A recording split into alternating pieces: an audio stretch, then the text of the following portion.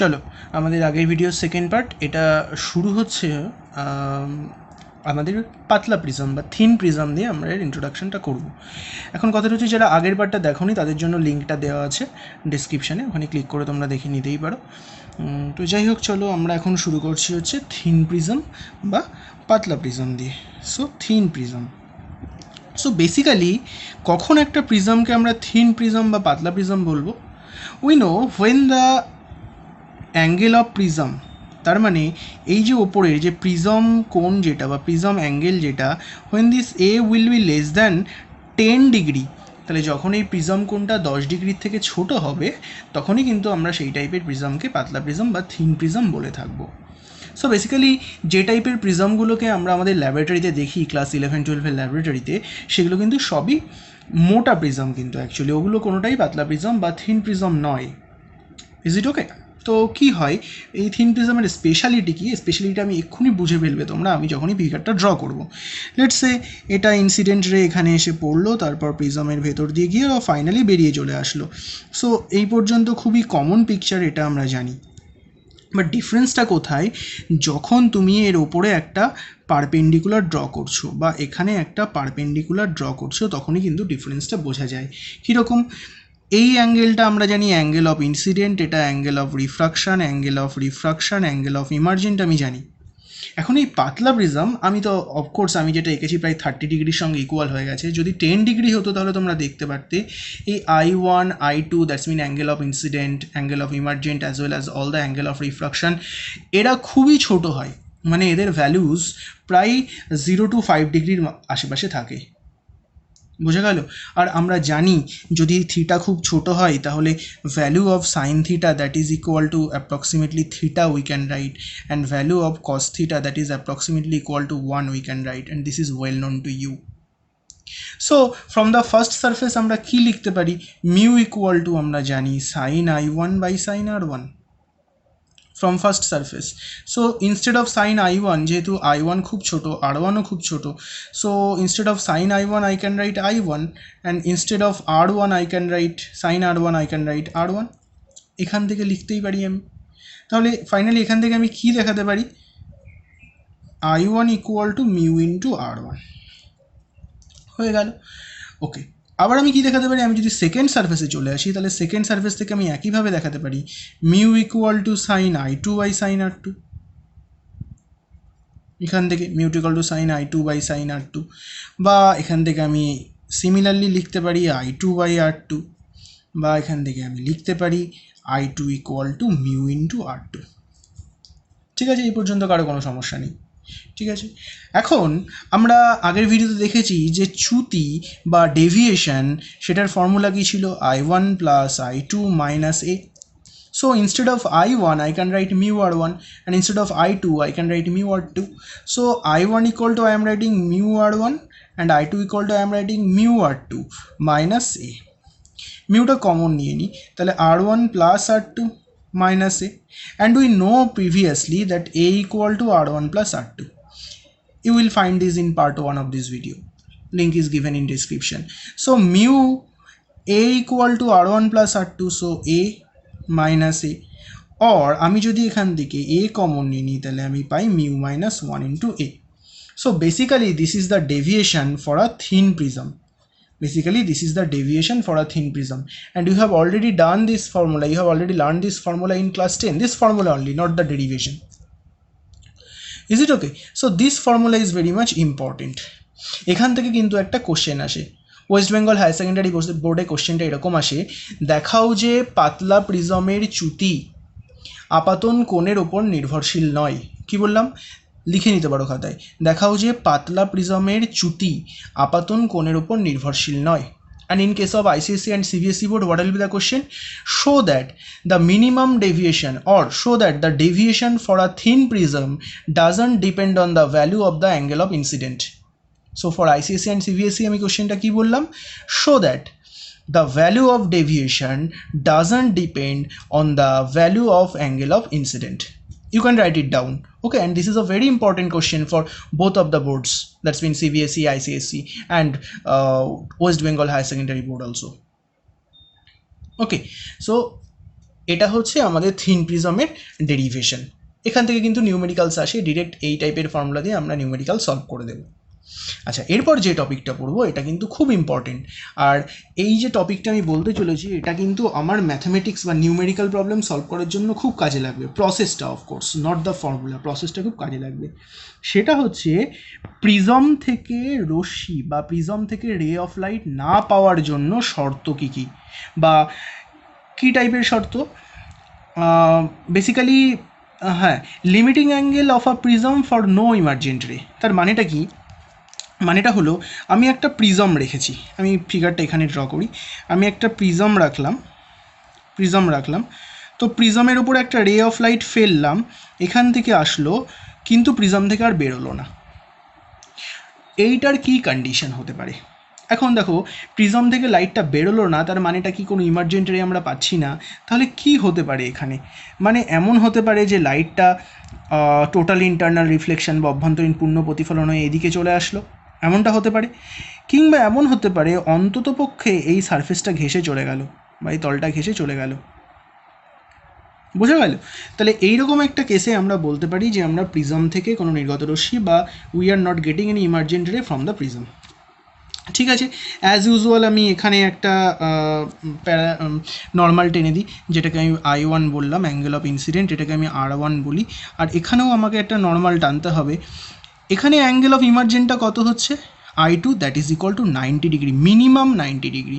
I am writing less than equal to 90 degree, sorry not less than equal to, greater than equal to 90 degree. I2 greater than equal to 90 degree হলে তবে এখান থেকে কোনো নির্গত রশ্মি বা emergent রে পাওয়া যাবে না। তো চলো তার কন্ডিশনটা আমি বার করি। কন্ডিশনটা কীরকমভাবে হতে পারে? এক হতে পারে আমি প্রিজমের এই অ্যাঙ্গেলের ভ্যালু চেঞ্জ করে করে আমি এরকম কিছু একটা পেতে পারি। প্রিজমের অ্যাঙ্গেলের ভ্যালু চেঞ্জ করে করে মানে আমি বললাম যে আমার এই যে অ্যাঙ্গেল অফ ইনসিডেন্ট বা আপাতন কোণ, সেটার ভ্যালু আমি ফিক্স রাখবো, কিন্তু ডিফারেন্ট প্রিজম ট্রাই করব।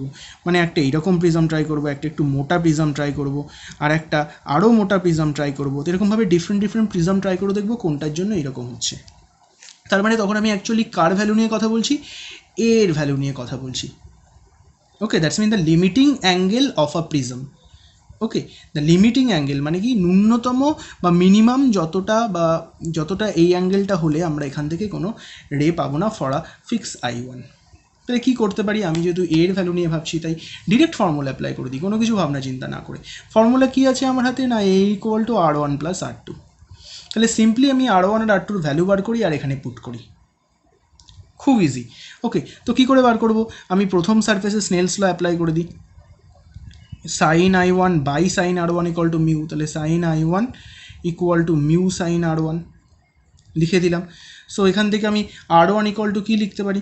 খুব সিম্পল, দেখো, R1 ইকুয়াল টু লিখতে পারি সাইন I1 বাই মিউ লিখতে পারি। এখন এর সাথে তো একটা সাইন ছিল, তাই আমি এখানে একটা সাইন ইনভার্স দিয়ে দিলাম। So sine inverse sine I1 by mu পেয়ে গেলাম R1 এর ভ্যালু। আমি R2 ভ্যালুও চাই। R2 ভ্যালু কী করে পাবো? আমি এই সারফেসে অ্যাপ্লাই করি। তো সেটা বেসিক্যালি এটা ক্রিটিক্যাল অ্যাঙ্গেল না? যখন দুটো মিডিয়ামের এরকম সারফেস ঘেঁষে চলে যায়, সেপারেশন সারফেস ঘেঁষে চলে যায়, তখন আমরা সেটা ক্রিটিক্যাল অ্যাঙ্গেলই তো বলি। তাহলে এটা বেসিক্যালি যে এখানে যে অ্যাঙ্গেলটা পেয়েছি আমি, যেটাকে R2 বললাম, সেটা আসলে ক্রিটিক্যাল অ্যাঙ্গেল। তো কীরকম হবে? যাই হোক, আমি তবুও লিখি। এখানে আমি যদি স্নেলস ল অ্যাপ্লাই করি, এটা ফার্স্ট সারফেসে আর এটা আমি সেকেন্ড সারফেসে স্নেলস ল অ্যাপ্লাই করছি, তাহলে আমি কী পাবো? Sine I2 means 90 degree equal to mu sine R2। তাহলে এখান থেকে আমি R2 ইকুয়াল টু কী পাচ্ছি? সাইন R2 ইকুয়াল টু পাচ্ছি হচ্ছে সাইন 90 মানে 1 বাই মিউ। তাহলে R2 ইকুয়াল টু পাচ্ছি সাইন ইনভার্স 1 বাই মিউ। তো কিছু না, জাস্ট সিম্পলি এই দুটো ভ্যালু আমি এখানে পুট করে দিই। ওকে, তাহলে R1 এর জায়গায় আমি পুট করে দিলাম এই ভ্যালুটা, sine inverse sine I1 by mu plus R2 ভ্যালুটা এখানে পুট করে দিই, sine inverse 1 by mu. So যদি আমি প্রিজমের অ্যাঙ্গেলটা এই ফর্মুলা মেনে যদি চুজ করতে পারি, দেন আমরা প্রিজম থেকে কোনো ইমার্জেন্ট রে পাবো না। So this is the condition. আচ্ছা, এখানে আবার কতগুলো কেস আমরা ভাবতে পারি। কী টাইপের কেস? সাপোজ কেস 1 আমি বললাম যে এই যে প্রিজমের ওপর যে রে অফ লাইটটা এসে পড়লো, সেটা সাপোজ এইভাবে এসে পড়লো। That's mean I1 equal to আমি 0 ডিগ্রি পেলাম, তখনও কিন্তু আমি কোনো ইমার্জেন্ট রে পাবো না, এরকম একটা কেস। তার মানে সিম্পলি আমি এই ইকুয়েশনে I1 এর মান 0 বসিয়ে দিই, I1 ইকুয়াল টু 0 বসিয়ে দিই এই ইকুয়েশনে, তাহলে আমি এই ইকুয়াল টু কী পাবো, sine inverse sine 0 0, that's mean এই পুরোটাকেই আমি পাবো 0 প্লাস সেকেন্ডটা যেমন আছে তেমন সাইন ইনভার্স 1/μ।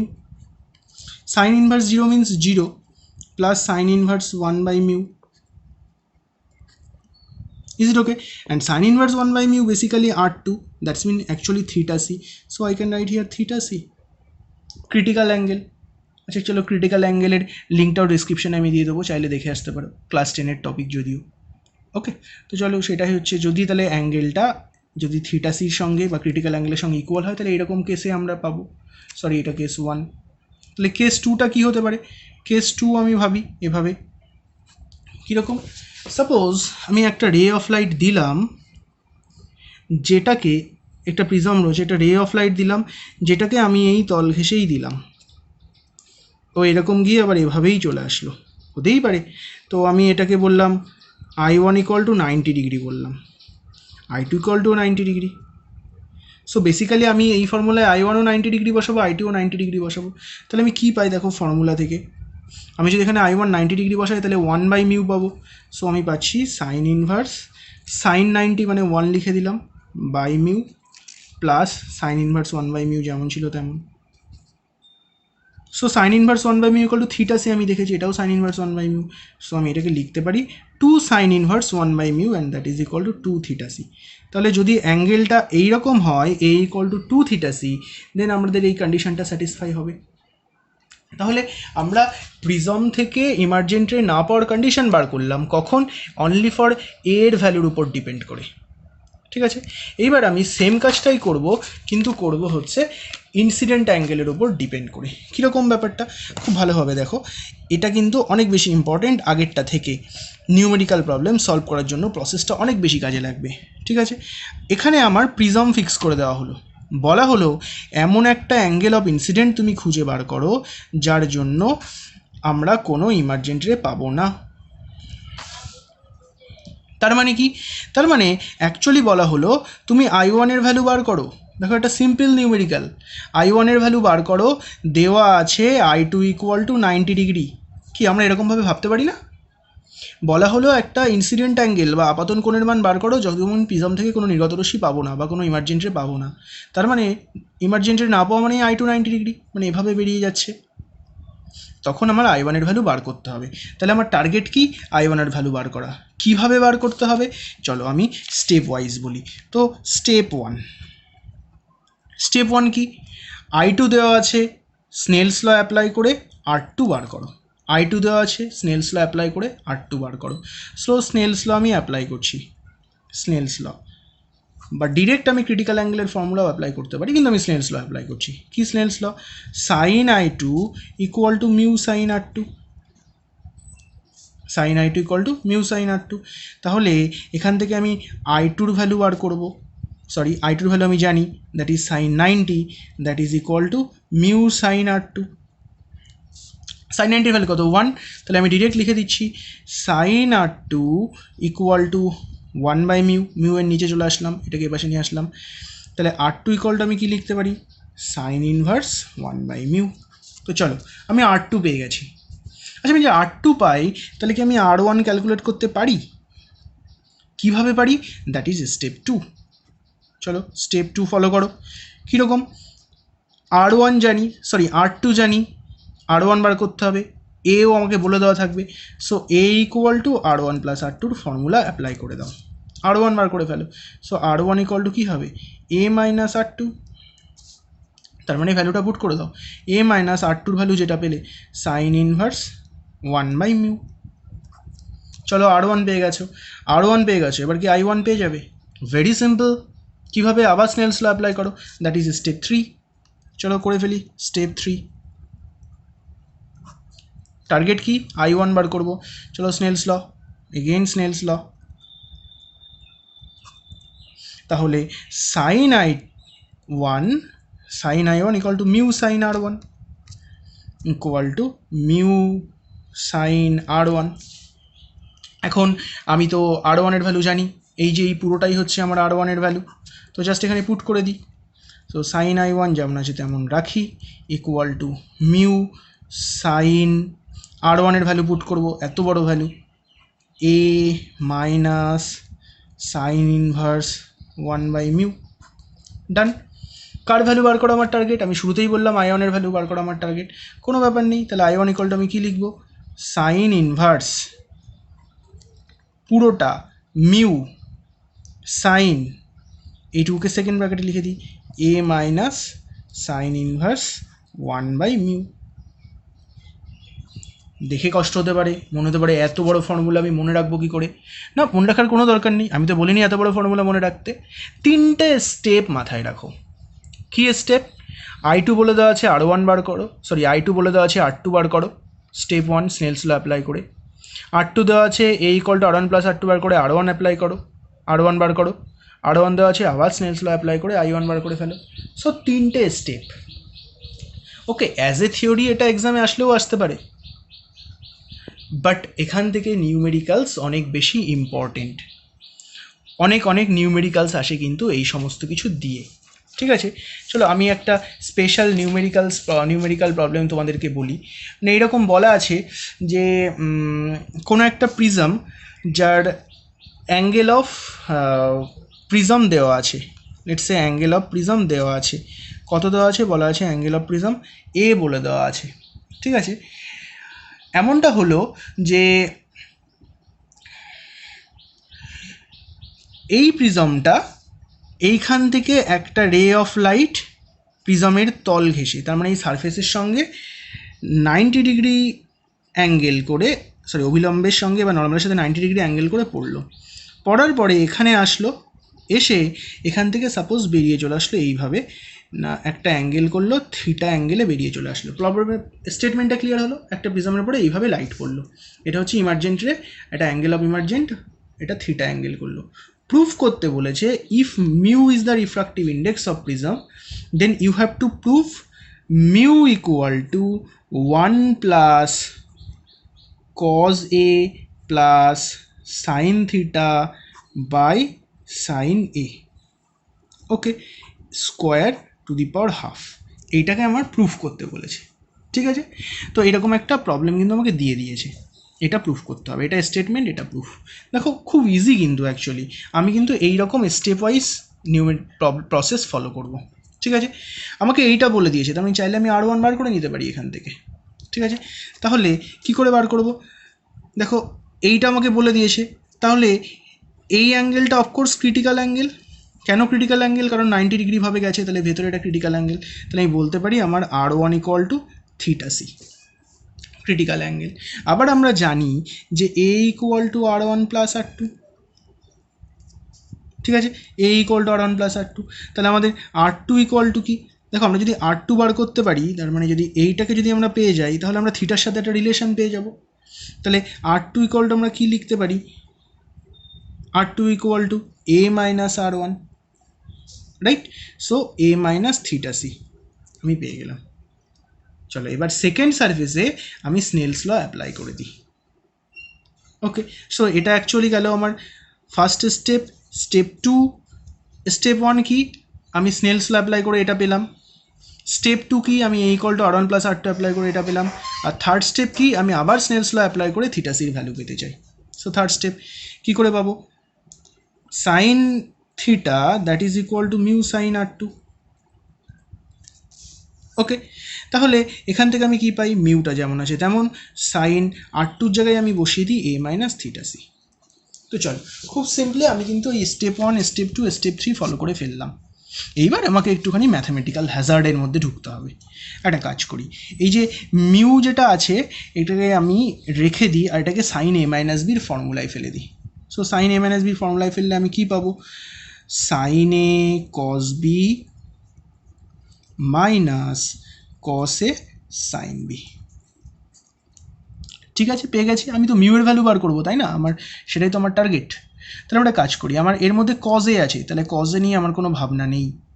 সাইন থিটা আছে, সো চলো সাইন থিটা বা থিটা সি নিয়েও আমার কোনো ভাবনা নেই।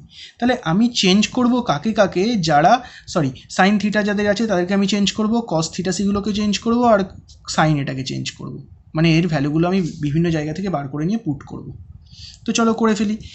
আমরা জানি, কি জানি আমরা, এখানে রাফ করছি আমি, sine theta C equal to 1/μ। First surface থেকে আমি লিখতেই পারি sine theta C equal to 1/μ, আমার ক্রিটিক্যাল অ্যাঙ্গেলের ফর্মুলা। ঠিক আছে, তাহলে এখান থেকে একটা কাজ করি, সাইন থিটা সি তো আমি পেয়ে গেলাম, আমার কস থিটা সি দরকার, আমি কস থিটা সি এখান থেকে বার করে নিই। তাহলে cos theta C equal to কী হবে, √1 minus sine square theta C. তার মানে আমি লিখতে পারি √1 মাইনাস 1/μ স্কোয়ার, তার মানে মিউ স্কোয়ার মাইনাস 1/μ তার √। কস থিটা সির ভ্যালু পেয়ে গেলাম, সাইন থিটা সির ভ্যালু পেয়ে গেলাম, পুট করতে পারি এবার আমি এখানে। ঠিক আছে, চলো পুট করে দিই। তাহলে মিউ ইকুয়াল টু যেমন আছে তেমন রাখি। ঠিক আছে, আচ্ছা তাহলে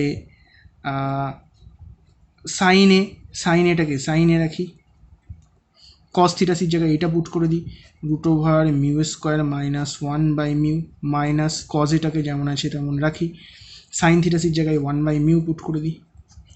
দেখো যদি 1/μ কমন নিয়ে চলে আসি তাহলে মিউ ক্যান্সেল হয়ে যায়।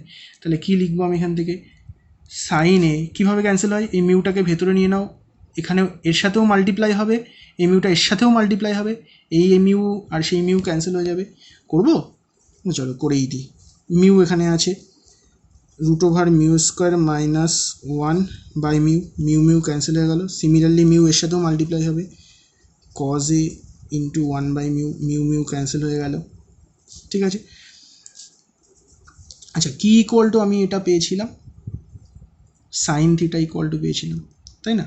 সাইন থিটা দিয়েই তো স্টার্ট করলাম, তাহলে সাইন থিটা ইকুয়াল টু এটা পেয়েছিলাম। চলো এবার করি, তাহলে কী করবো এখানে, এই কজ এটাকে আমি এপাশে নিয়ে চলে আসি, তাহলে কী পেলাম মাইনাস কজ এ, তাহলে সাইন থিটা কজ এটা এপাশে চলে আসলো plus cos A equal to আমি কী পেলাম, sine A into √μ square minus 1। Sine এটাকে নিচে নিয়ে চলে আসি, তাহলে আমি পাবো sine theta plus cos A divided by sine A, that is equal to √μ square minus 1। কি হলো তো? আচ্ছা এবার একটা কাজ করি, আমি বোথ সাইড স্কোয়ার করে দিই, তাহলে এই √টা উঠে যাবে। কোথায় করব, এখানে করি, এখানে। তাহলে দেখো আমি বোথ সাইড স্কোয়ার করে দিলাম, বোথ সাইড স্কোয়ার করলে কি হবে, বোথ সাইড স্কোয়ার করলে আমি পাবো এই যে এখানে যেটা আছে সেটার স্কোয়ার পাবো, মানে কি পাবো আমি ভালো করে দেখো, হ্যাঁ পাবো হচ্ছে sine theta plus cos A divided by sine A তার স্কোয়ার পাবো, বোথ সাইড স্কোয়ার করলাম, that is equal to mu square minus 1। ঠিক আছে, তাহলে মিউ স্কোয়ার ইকুয়াল টু আমি কী পাই, 1টা পাশে এসে অ্যাড হয়ে যাবে, 1 প্লাস এই পুরোটার square sine theta plus cos A by sine A পুরোটার স্কোয়ার। তাহলে শুধু মিউ ইকুয়াল টু কী পাবো, এই পুরোটা √ওভার না, আর √ওভার মানেই তো ½ তাহলে 1 plus sine theta plus cos A by sine A এর স্কোয়ার ½ দেখো আমাকে এটাই কিন্তু প্রুফ করতে বলেছিল, প্রুফ হয়ে গেল। সো এইটা যে প্রবলেমটা দেখালাম এটা হচ্ছে একটা মানে অনেক আসে এরকম একটা প্রবলেম, বলতে পারো এই স্কুল তোলপাড় করা প্রবলেম, কিন্তু মানে ব্যাপারটা হচ্ছে one of the toughest problem, কিন্তু একটু প্র্যাকটিস করে রাখো, অ্যাজ আ থিওরির মতো করে কাজে লাগবে। হোয়াট এভার, আপাতত ক্লাস এই পর্যন্তই, কোনো সমস্যা হলে আমাকে কমেন্ট বক্সে জানাও, আর চ্যানেলটা সাবস্ক্রাইব করে নিও। বেল আইকন চাপার কোনো দরকার নেই, তাহলে ভিডিও আসলে অনেক ভিডিও আসে তো নোটিফিকেশানে ডিস্টার্ব হবে, বেল আইকন চাপার দরকার নেই, but just subscribe my channel. Thank you.